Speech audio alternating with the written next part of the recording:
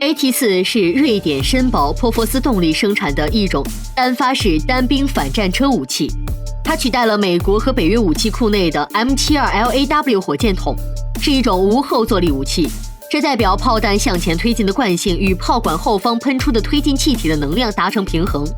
因为这种武器几乎完全不会产生后坐力，因此可以使用其他单兵携带武器所不能使用的相对更大规格的炮弹。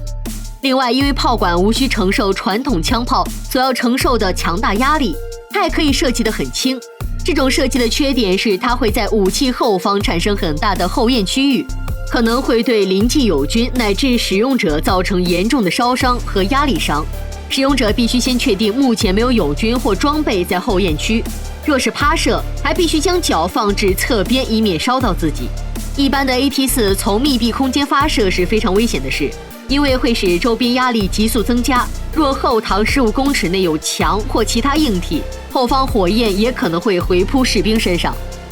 后焰的问题在1990年代推出的 AT4CS 得到解决，它是一种为城镇战而设计的 AT4次型，让使用者可以安全地从掩体或建筑物内发射，但也因为初速下降，使得 AT4CS 版本攻击效果较差。AT4CS 会在发射时向后方排出盐水，以减缓冲击波。弹头初速由290米每秒下降至220米每秒，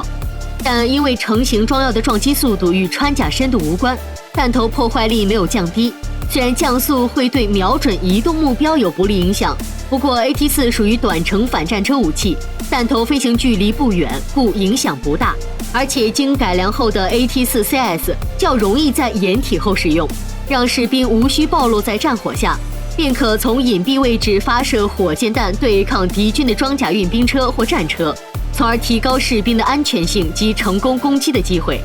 在 AT4 被瑞典采用之前，他便参与了美国陆军的新型反战车武器竞标，最后决胜者为 AT4 和德国的十字弓火箭筒。虽然对 AT4 很满意，美国陆军仍认为它的瞄准距和背带还有改善空间。在重新设计后， AT4 被美军采用并称之为 M136 反战车榴弹发射器。绅宝集团在 AT4 的销售上取得了颇为显著的成功，使它成为世界上最为普遍的反战车武器之一。AT4 的设计是希望使步兵单位有能力去摧毁或瘫痪他们所遇到的装甲部队和防御工事，